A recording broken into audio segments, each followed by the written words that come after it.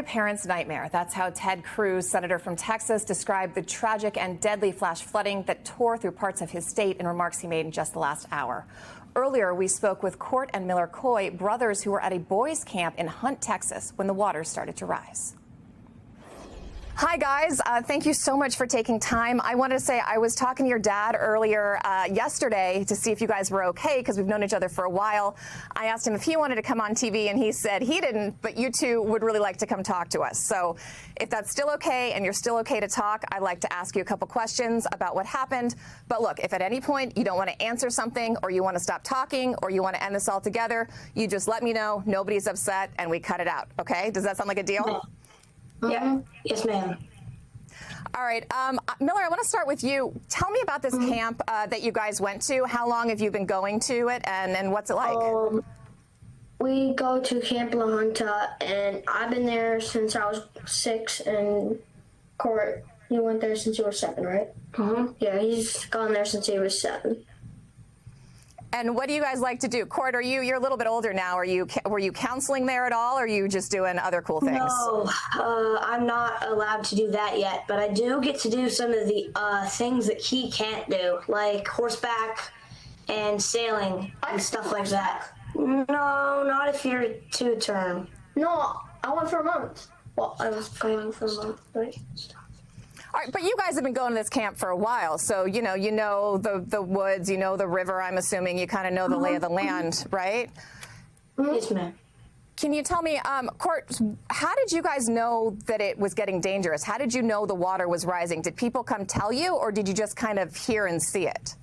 Well, it was very late at night, so we had no idea it was happening until one of our counselors ran in and just yelled at everybody to get out as fast as we could. So most people were all still sleeping while that was happening, so nobody knew what was happening. We didn't have any phones or anything, so it was not like there was going to be an alarm or something. There was no signs of it except for rain and thunder, which we just thought was another rainstorm. Were you guys in the same cabin? Were you in separate cabins because you're separate ages? No. Separate cabins. Separate cabins, yes. All right, so Coy, how did you find out? Same thing? Someone came running in to tell you? No. So what happened was I was the second one up. One of the other kids got up. He went to go get one of the CIT, and then it wasn't deep yet. There was not water in the cabin yet.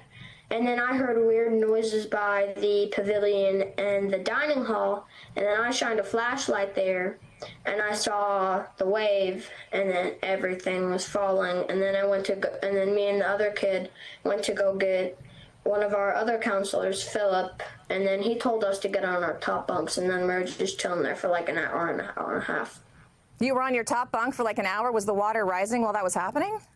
Yeah, it got up to like 4 feet at one point. That's pretty scary. Were you freaked out?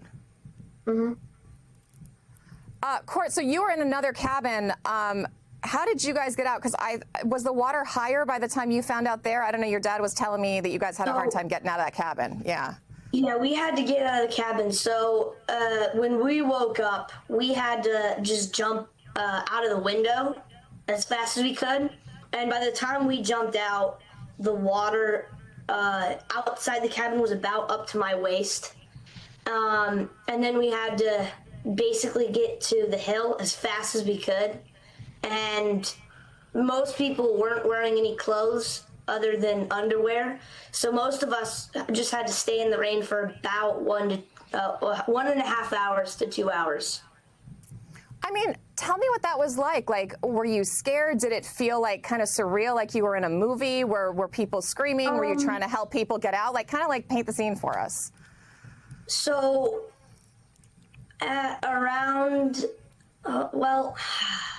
it was definitely like a movie. There was a lot of lightning, a lot of rain.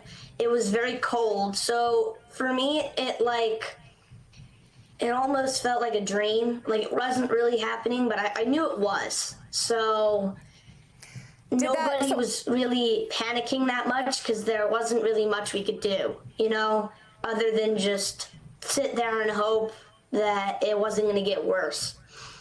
And I'd imagine you almost really didn't have time to panic, right? It was like you just got to get out and get to the hill. Did you guys find each other again on the hill? How did you reconnect, and were you both worried about each other?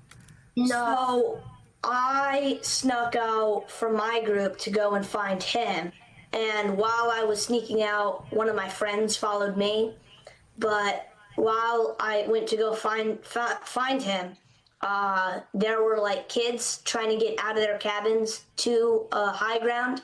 So I think I jumped in a couple of times to go and get them, and then I got back out, and then I found Miller, and then I snuck back to my group. Wow, that's pretty brave. Did you have any second thoughts about doing that? Were you worried about your own safety? No, there wasn't much thinking at all. There wasn't any time for that. There was get in or not. There wasn't any well, should I do this? Should I not? There wasn't time. There wasn't anything, you know? Yeah. So you guys eventually ended up at a church, right? And that's where you reunited with your dad. Yeah. Your dad was telling me the cops had said, In a gripping interview, brothers Court and Miller recounted their harrowing experience surviving a deadly flash flood at Camp La Junta in Hunt, Texas, an ordeal Senator Ted Cruz described as every parent's nightmare. The brothers, who have attended the camp for years, Miller since age 6 and Court since 7, shared a vivid account of the chaotic night when rising waters turned their summer adventure into a life-or-death struggle. Camp La Junta, nestled in the Texas Hill Country, is a place where the boys enjoyed activities like horseback riding and sailing. Familiar with the camp's woods and river, they felt at home in its rugged terrain. But late one night, that sense of security shattered. Miller described how a counselor burst into their cabin, shouting for everyone to evacuate as floodwaters surged. Most campers, including Miller, were asleep, unaware of the danger, with no phones or alarms. The only warning was the sound of rain and thunder, which they initially dismissed as a typical storm. Court, in a separate cabin due to their age difference, woke to a similar chaos. He recalled hearing strange noises near the pavilion and dining hall. Shining a flashlight, he saw a wave of water crashing through, toppling everything in its path. The water hadn't yet flooded his cabin, but the situation was dire. Counselors instructed the boys to climb onto top bunks as the water rose, reaching 4 feet in some areas. Court described the surreal scene: lightning flashing, rain pouring, and campers, many in just underwear, scrambling to safety in the cold. The brothers' accounts painted a vivid picture of survival. Miller's group was told to stay put on their bunks for over an hour as the water crept higher. Court's cabin faced a tougher escape. By the time they awoke, the water outside was waist-deep. They jumped out of windows and raced to a nearby hill, where they huddled in the rain for up to 2 hours. Court likened the scene to a movie, intense, dreamlike, yet terrifyingly real. Despite the chaos, panic was minimal. There was simply no time to think, only to act. In a moment of bravery, Court defied the group's instructions, sneaking away to find Miller. Accompanied by a friend, he waded through the flood to help other kids reach higher ground before reuniting with his brother. There wasn't time to think, Court said, explaining how instinct drove him to act without hesitation. The brothers eventually made it to a church, where they anxiously awaited their parents.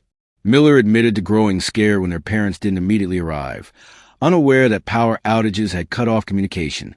Their father, defying police warnings, drove through treacherous conditions in his SUV to reach them. The relief of reuniting was overwhelming, though the journey home included another camper whose parents were still hours away. The brothers' story is a testament to resilience and quick thinking in the face of nature's fury, a chilling reminder of the unpredictable power of flash floods. Their bond and bravery shone through, turning a nightmare into a tale of survival.